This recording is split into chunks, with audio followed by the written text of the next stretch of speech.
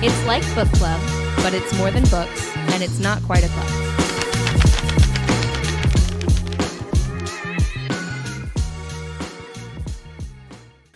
In 2011, Tyra Banks, famous icon, model, and crazy person, released a book called Model Land.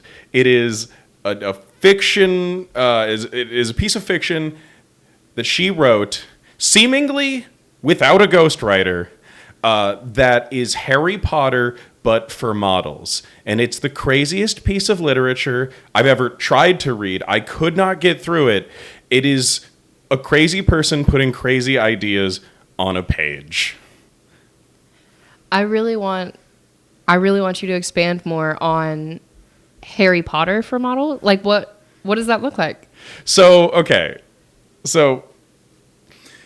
there's a main character. Her name is Tukey, and she is an absolute 100% self-insert for Tyra Banks. And she gets sent to a magical Harry Potter type school for models. I'm going to read like a synopsis or just like an overview of what it is. Okay. Tukey de la Creme isn't what you would call a conventional beauty. Her forehead is big, her hair is ratty, her body is gawky, and her eyes are two different colors. So naturally, she didn't expect to be picked to attend Model Land, an exclusive school on top of the World Mountain, where the magical Intoxibellas, women who are a cross between modern-day supermodels and sorceresses, are trained. It's an opportunity that every other girl in the world would kill for, and somehow she and 3 other awkward-looking girls have ended up there. That sounds incredibly fun, actually. And I just want to say the fact that you're like, it's a complete self-insert, and then read a list of like the most scathing insults to somebody's physical appearance is the funniest thing that could have happened just now, I think. Also thoughts, since you said that you tried to read it and you couldn't get through it, are we assuming that Tyra Banks actually wrote this then and it wasn't like a ghostwriter? There's been a lot of controversy or debate about it. It seemed like she did write it by herself. And I mean, I can really attest to it. Like, I tried to read it, and this is the kind of book that only an unhinged celebrity could make with no limitations. A publishing house didn't touch this book. An editor didn't touch this book. There are points where, like, new world building will be included on a page, and you're like, I'm sure that'll come back later. It doesn't. New characters will be introduced, and they'll seem like they're very important. They're not. They don't come back. At one point, this is a part I did read, so there's the magical modeling school. At a point, the main character gets sick and has to visit an in-resident nurse at the modeling school. The nurse tells her that all of the workers who work at the school live in a secret society beneath the school. And any other book, when it gave you that detail, you'd be like, oh, okay, something's going to happen later where our main character, Tukey, has to interact with this secret society beneath the magical school, and plot points and shenanigans will ensue. Never brought up ever again. I'm kind of obsessed with this secret society underground, beneath this magic modeling school. And it's not important. This is who Tyra Banks is. She's crazy. We're recording this episode at a time where the recent America's Next Top Model documentary came out that really put into light how insane that series was and how insane Tyra Banks is as an icon. And this book is something only a celebrity could have gotten away with, which leads us, I think, into our topic for today. Yeah, welcome back to Story Stack. Today, Gabriel is leading us through Dolly Parton, Dua Lipa, and all of the maybe less crazy than Tyra Banks celebrities that have been keeping literacy alive behind the scenes.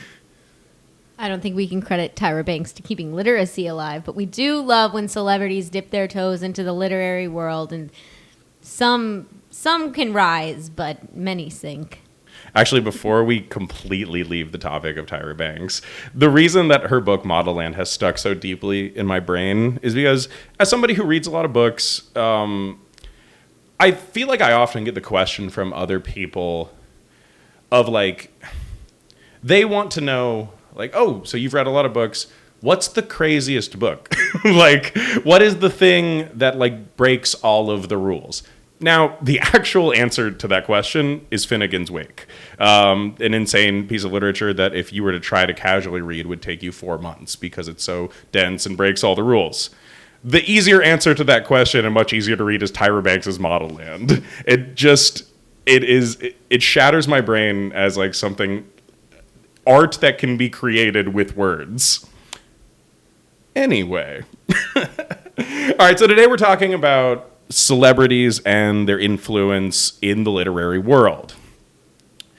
Now, sometimes I just want a famous person to do my thinking for me. That might sound anti-intellectual, it might sound like dystopian, much like Model Land on the surface, but I don't think it's inherently a bad thing. People become famous for a variety of reasons, and sometimes those reasons make them an expert in their field. So just blindly following like a celebrity's advice on something, I don't think is a crazy thing to do. I don't know. What's your guys' connection with that? I think reading your notes, like that was definitely I want to talk about this moment. I agree with you that I don't think it's inherently a bad thing to go to celebrities for advice on whatever field that they are an expert in, that we have made them famous for. I know, like John Cena, with going to him for like workout advice, for fitness advice, that kind of thing, like that would make sense. Mm-hmm. I don't think that that's the same thing as having a famous person do your thinking for you. I think that like it's research, and then you do John Cena's workout program, and if it works, it works, and then you know that this is a reliable thing. But if it doesn't, then you just keep doing research. I think that like boldly claiming you want somebody to do your thinking for you is incredibly dystopian and like borderline dangerous with the rise of AI. Yeah, that's fair.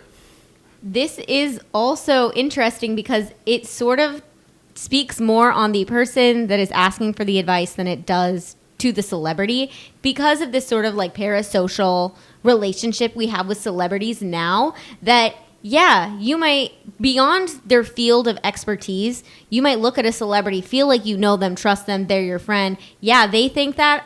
Sure, I think that. They support that. Yeah, I support that. I heard so-and-so say this. Okay. I believe it because a celebrity said it.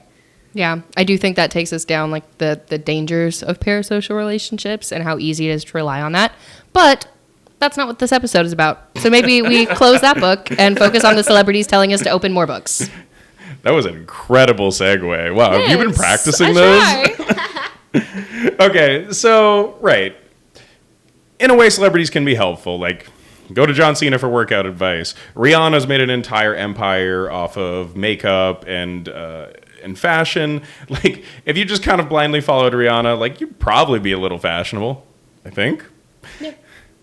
In any case, because this is a literary podcast, but it's more than books and it's not quite a club, I wanted to talk about the celebrities who have influenced literature with their identities, with their opinions. And now, if you're asking who is the celebrity that you should blindly follow for literary ideas and advice, the answer is Dua Lipa. You saw the title of this episode. But we're going to get back around to Dua Lipa. We got some other ground to cover first. And the first one that we have to talk about is Oprah Winfrey. What's your guys' connection to Oprah? It was on the TV when I was a kid. Like, that's about it for me. I was too young to be critically... You get a car, and you get a car, and that's the end of my Oprah knowledge. Exactly. Seen her. Definitely. Like, would be able to point her out in a lineup of celebrities, but have never interacted with, like, her show or her book club, really. You know how, what is it? Chappell Roan is your drag queen's favorite drag queen? Mm-hmm. Actually, it's Chappell Roan's your favorite artist. Just to set the record straight on that one. Thank you, Ansley. Oprah Winfrey is your mom's favorite celebrity. like she maybe for the era that we exist in is out of the limelight, but for our mom's eras, she was the icon, like the woman who was looked up to. And one of the things that she did was she created the Oprah Winfrey Book Club, which launched in 1996. And at the time that it was launched, it wasn't like a good idea. Because even back in the 90s, literature wasn't like the most like financially selling prospect. Like it would have made so much more sense for Oprah to do a movie club or a fitness club, something along those lines. However, Oprah was building a brand and she decided to do the Oprah Winfrey Book Club, which, as far as I can tell, is maybe the single biggest impact a celebrity has had on literature. The simple work that Oprah's book club has done for promoting literature is probably more than any advertisement campaign ever. And I know Oprah has recently been a somewhat controversial figure. We're not going to get into that, I don't think. However, what I can say is that the effect of Oprah's book club, at a bare minimum, has opened up the world to Toni Morrison, for example. I'd be very interested, and maybe this is like off-camera research, but with like other celebrity book clubs, I know Oprah might have been first, but like Reese Witherspoon has a pretty popular book club. Mm-hmm. And I know like she has a whole like book to production to like series pipeline going on for her book. Like I'm pretty sure the Little Fires Everywhere that she, I think stars, I think that's the same movie that I'm thinking of, with Kerry Washington. But I'm pretty sure that started as a book in her book club picks. So I'd be very interested to see, like, if you put Oprah's book club and Reese's book club together, how big some of those connections are. I want to say that Reese Witherspoon with Reese's book club, if you are a book club pick, when you sign that contract with her, that you give her the right of first refusal to make a movie or TV show adaptation from the source material. And I would say that her book club is the one that I see the most of now in bookstores. But I think the thing that makes Oprah's book club interesting as well was the like knowledge that Oprah was picking all the books. Like she read those books, curated those books. As far as we are aware, she was very big on like she stopped it when she was like, I can't keep up, rather than lie and hold up some sort of pretense. There's no reason that she would have stopped it for not being able to read even for a little bit if she wasn't dedicated to reading the actual source material. I don't know if Reese Witherspoon reads all of Reese's book club picks. I just don't know. There's so many of them. I can't imagine. But also, like, I mean, she might have time. This is, like, it's a very successful book club. Like, it's making enough money that it'd be worth the time to read. Yeah. Safe to say, where Oprah's mantle of the book club queen has maybe fallen off in recent years, I do agree that Reese Witherspoon has picked up that mantle and is kind of the go-to celebrity for book clubs. So if you wanted to blindly follow a book club, it's not the worst one. But I think we can move on from Oprah to the reason for the season of this episode, Mrs. 9 to 5 herself, Dolly Parton. Is this where I play a clip? I would say Miss 9 to 5 herself, and then you put in just like a quick soundbite of like the working 9 to 5, just like a real quick little thing. I like that. Okay, yeah. Before we get into this blonde, though, I need to save Reese Witherspoon for just a second. I'm doing research, and at least women.com says that Reese Witherspoon has read every book that comes out of her book club, but she does have a team that helps her curate, like heavily helps her scout, filter, suggest titles. So I imagine that the titles are it's just heavily curated. She doesn't have like too much that she has to read to select the ones that come on top. Right. I was gonna say what that sounds like to me is that she has a team that like gives her books to pick from, and then she reads those and decides her pick. Thank you. Back to 9 to 5. Back to 9 to 5. Back to Miss Dolly Parton. Dolly Parton, outside of her literary influence, is one of my favorite celebrities. We were talking about this before recording, is that debatably the least problematic celebrity to exist. Not only has she made great music, 9 to 5, Jolene, Islands in the Stream. Not only has she made great movies, Littlest Whorehouse in Texas is one of my favorite musicals of all time. Highly recommend. But she also, theme park lifestyle advocate, Dollywood. And all of this from a woman who has had a poor upbringing, pulled herself up by her bootstraps. I could talk about Dolly Parton forever. But the reason for this episode is to highlight Dolly Parton's Imagination Library. This one I feel is kind of well known, her advocacy in literary work, but for those of you who might be unaware, Dolly Parton has made an initiative that any child can sign up for this program, the Imagination Library, and it will mail out one free book each month from birth until age 5. I think that's just so cool. I feel like I was just talking about this, but I feel like kids right now, we're starting to shift away from like iPad kids and raising iPad kids. I think we've seen the damage, and this newest wave of parents is like trying not to go down that route. And I think it's really good for kids to learn how to handle being bored because it prompts their imagination. And so I feel like something like this is exactly what the parents that are looking to like not raise iPad kids should look into, is literacy. And programs like this make it so accessible. And I think there's been such a calculated push to get rid of institutions that make reading and literacy accessible. I mean, we see it every year. I feel like library budgets are constantly on the chopping block, even though local libraries offer so many fantastic programs beyond just the book catalogs. I mean, I know most of them do like language services through Mango. My mom's local library did like a whole summer reading program that my brother did, and he got a bunch of prizes out of it. But even like more modern programs at my mom's library, you can rent an iPad that's like pre-programmed with only educational games, and they're like themed. So like they rented like a dino exploration pad, and all of the content on it was educational content about the dinosaurs. So for like a little boy who's really into dinosaurs, it's great entertainment for him that's not just shortening his attention span, but it's also creating incentives to want to go to the library. I did a library reading program when I was a kid, and I want to say you could do it up to age 12 or 13. And I have such fond memories of being able to go to the library in the summer and picking out a book. And that was the age where I wasn't such a prolific reader, or else I would have hit all their prize marks, like the highest mark. I want to say the highest mark was actually something really ridiculous, like 60 books in one summer.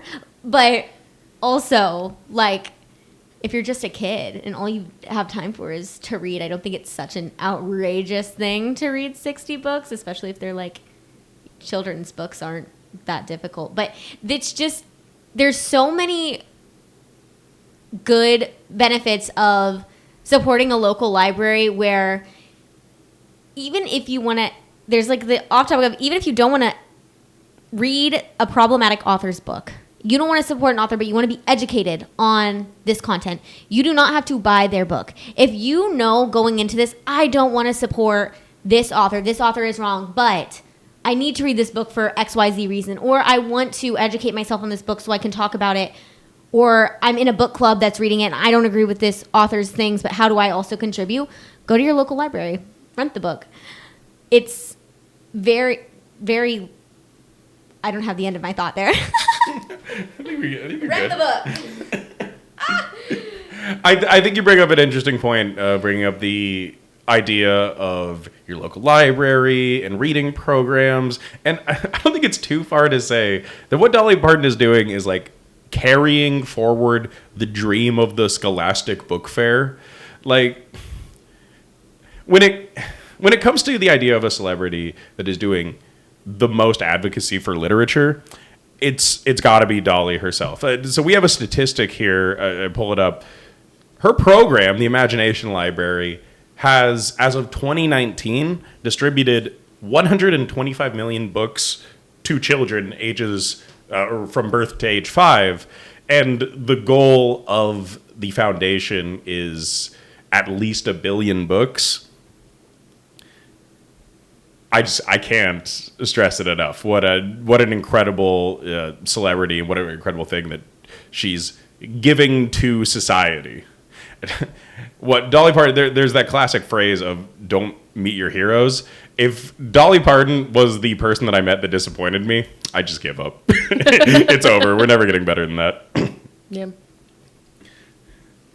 Okay, and then to bring it to our last big celebrity that we're going to talk about for literacy advocacy out there, Dua Lipa. Now, I haven't been the biggest listener of her pop music, but for the purposes of this episode, I got into it. And I didn't realize that the entirety of her music has this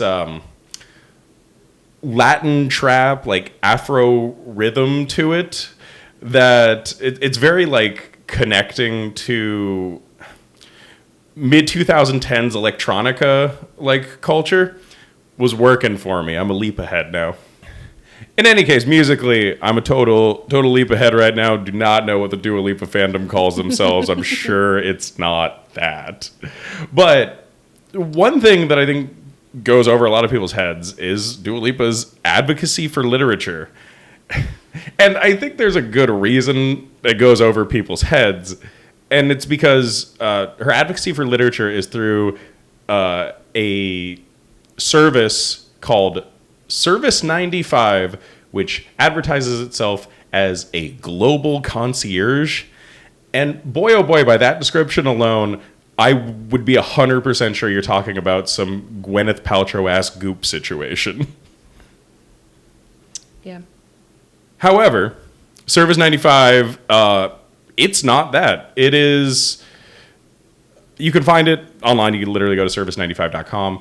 And it is Dua Lipa and her team highlighting unique and interesting things around the world.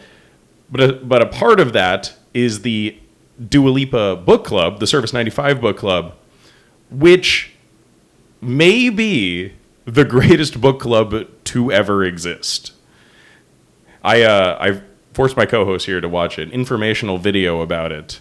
And Dua Lipa has to be up there with one of the greatest interviewers of all time. Any guest that goes on her book club is always like shocked at how analytical her questions are in analyzing the books and their themes. And if you're looking for a place like to become a part of a literary whole, like a group, a culture, that has to be it. I watched her episode with Margaret Atwood, and the way that she, with Margaret Atwood, dig into The Handmaid's Tale and its implications is like, I don't feel like I'm getting analysis in a literary sense from that anywhere else.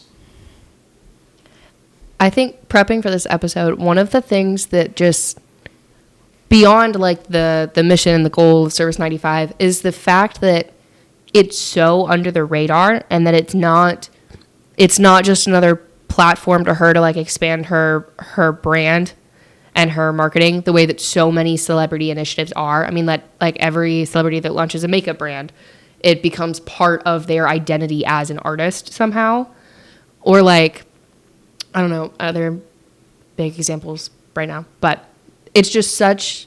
I had no idea that she's done this, and I might not be the biggest Dua Lipa fan, but I'm aware of her enough to feel like that if she was using this to just like further her brand and like become more of a global artist, a bigger artist, in a way that would feel inauthentic. I think there's so many conversations about celebrities using things just to like promote their image rather than feeling actually attuned to whatever they're promoting. There's been so many conversations about like celebrities posing with books that they haven't read, or like mentioning books they haven't read, all of the, not to keep making it about him, but all of the Jacob Elordi stuff about him like performatively reading the classics. Like there's such a level of skepticism when celebrities talk about things.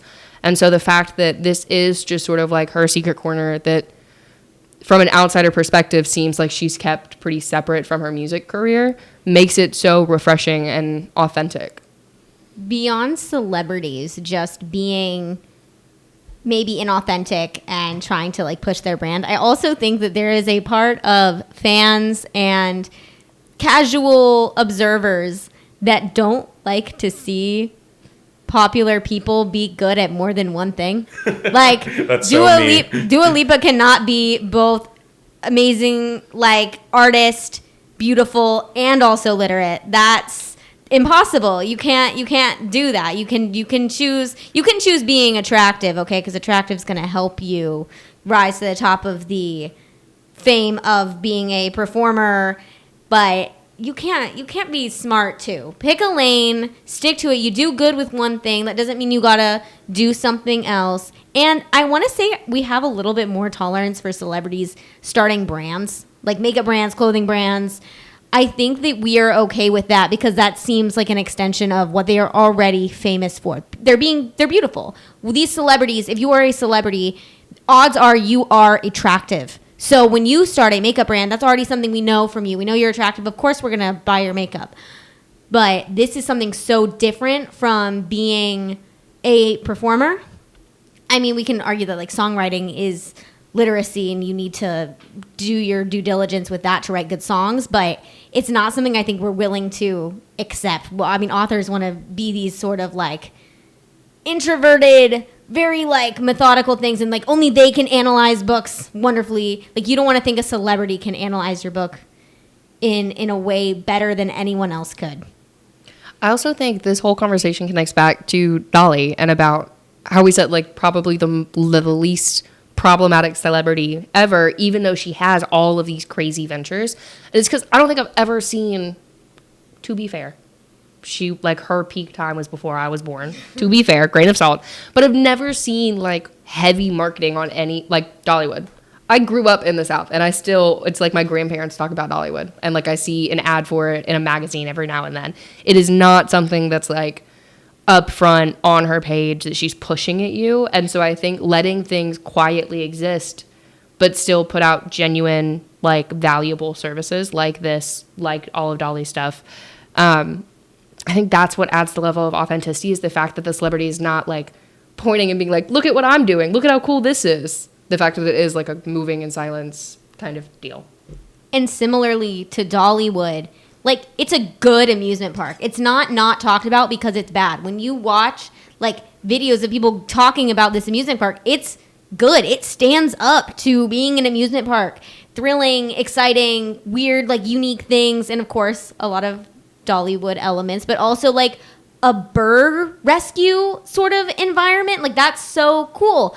And Dua Lipa, like her sort of interviewing style is very cool and good. And just because it's not talked about doesn't mean that it's not very impressive and if not better than plenty competitors.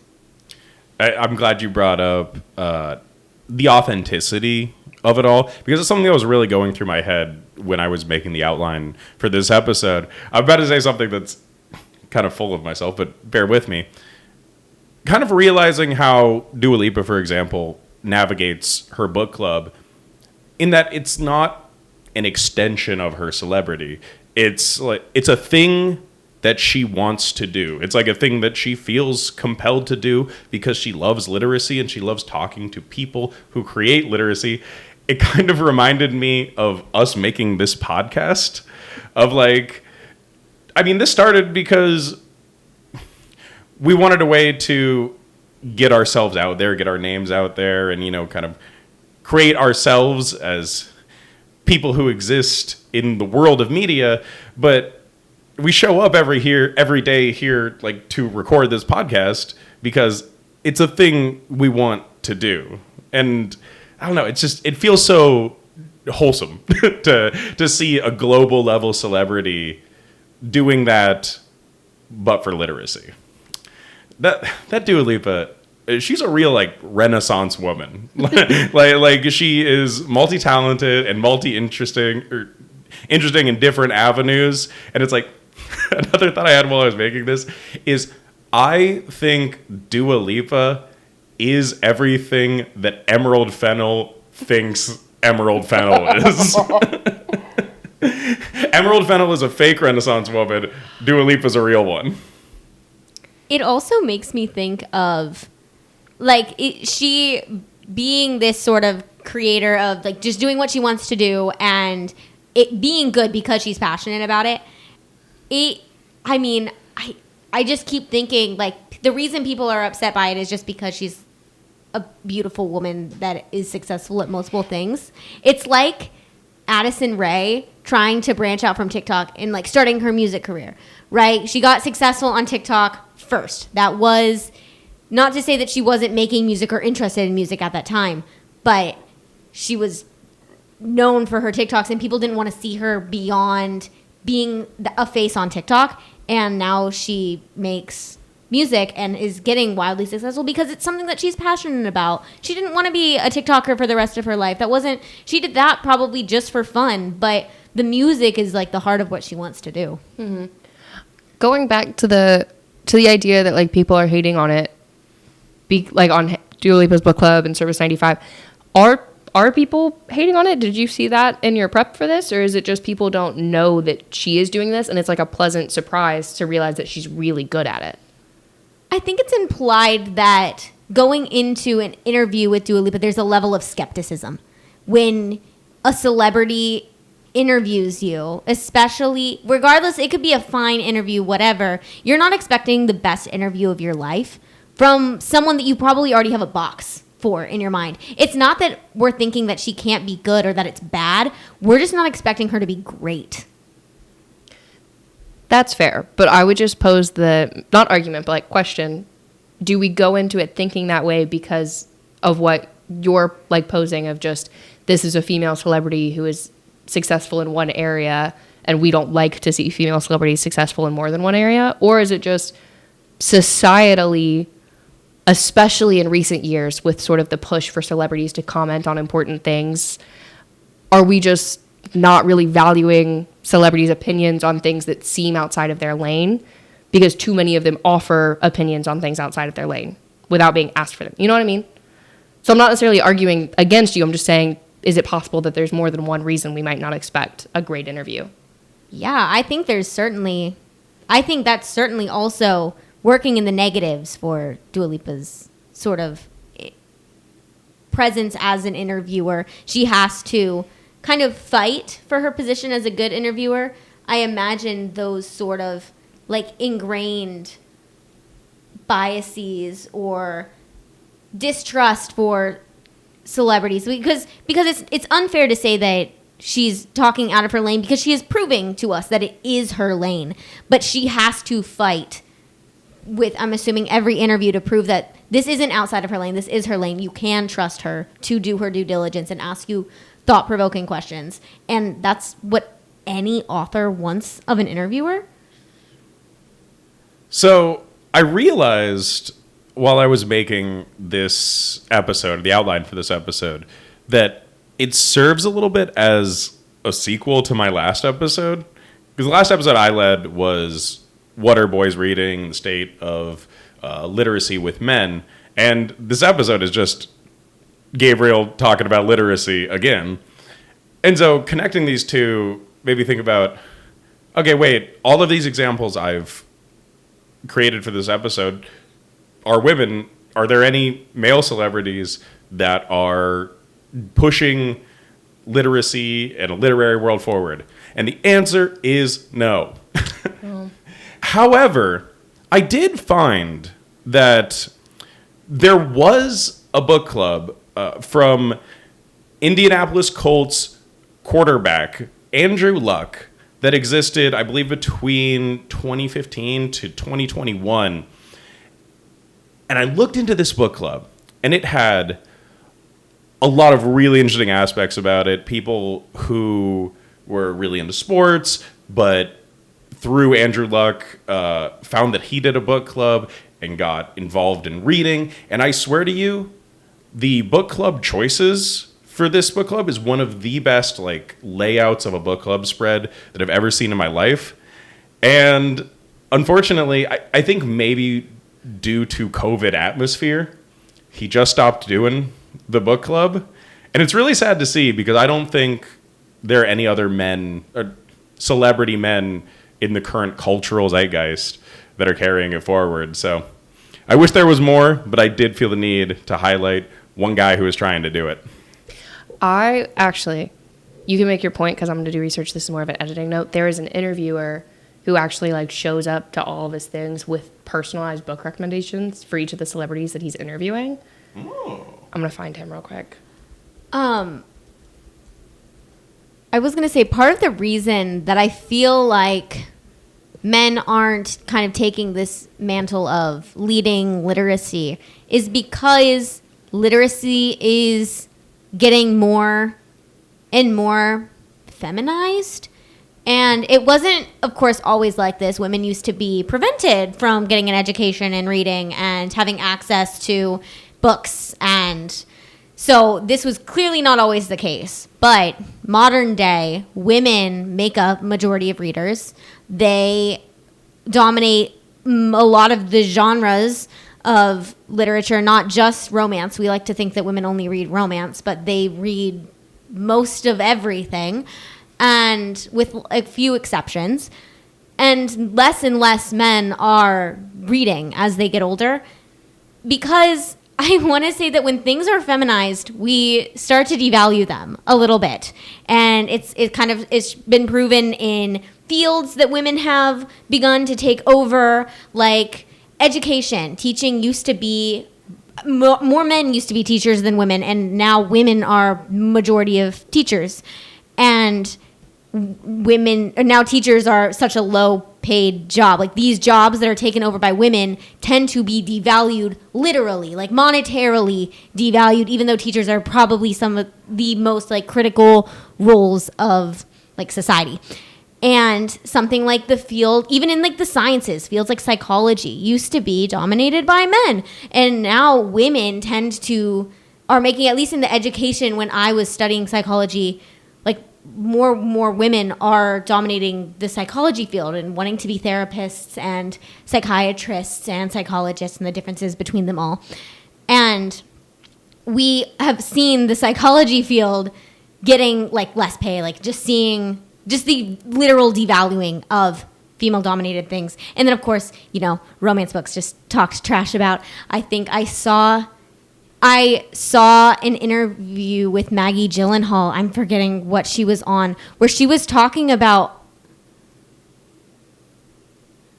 how there are less women directors, like significantly less. We're talking, this is such a small percentage of women are actually creating films that it's interesting. Like women have something different to say. And right now we're curious, but like it'd be, Maggie Gyllenhaal was saying that a love story is like the most scary story of all.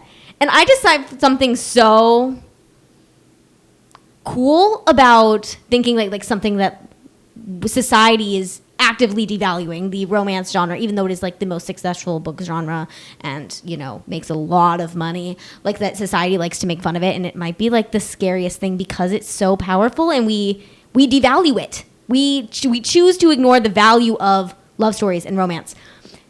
But all these things are dominated by women, and we're not seeing like men as much wanting to get into female-dominated spaces, which we've only had female-dominated spaces not that long. The only female-dominated space probably used to be like a stay-at-home mother, and now we are actually getting spaces that are dominated by women.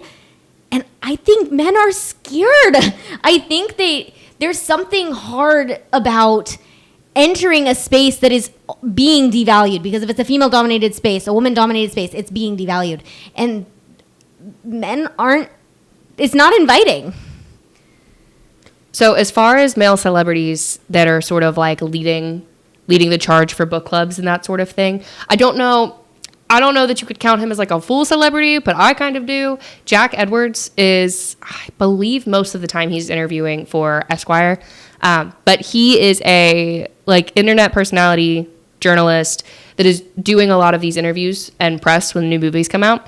And I think it's so charming. He shows up to these interviews with like personalized book recommendations for each of the celebrities. Some of the most recent ones were for Wuthering Heights. He had like individual books for Margot Robbie and Jacob Elordi. But he actually, looking at his Instagram, he's got nearly 10,000 followers-ish. No, we might want to cut that out. I can't do math. He's at 809,000 followers on Instagram, which is a pretty sizable number. But he also has his own book club called Inklings that's at 152,000 followers on Instagram, and it's got a page on Fable. So I feel like we're almost reaching kind of what you were saying of like, we didn't have female-dominated spaces, and then literacy sort of became a female-dominated space. It's like we swung from one end to the other, and I feel like we're almost getting back. We're starting to get back to like an equilibrium and finding a middle ground where everybody feels welcome and valued. I'm excited to see where it goes. There's also the thought that if more women are reading and less men are reading, that a man trying to start a book club is hard because women are the primary readers that would be the ones that you'd be theoretically catering to start with.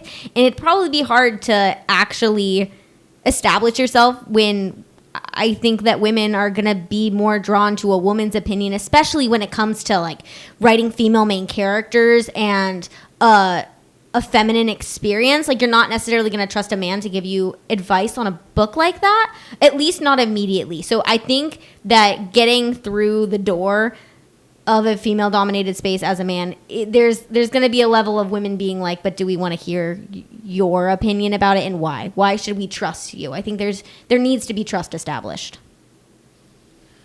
To start bringing this all to a close here, we talked about at the beginning, how viable is it to just kind of like leave your own opinions behind and follow a celebrity that you trust? Celebrity worship is dangerous. I mean, we see it over and over again with celebrity controversies. And we made a point to highlight celebrities who are doing things for literature, who are promoting literacy in the world. And I think you can find some comfort, some solace in that. You can latch on to the Dua Lipa book club. You can find comfort in what Dolly Parton is doing for youth literacy out there. But real change, real literacy in the world is going to come from whatever you do in your community.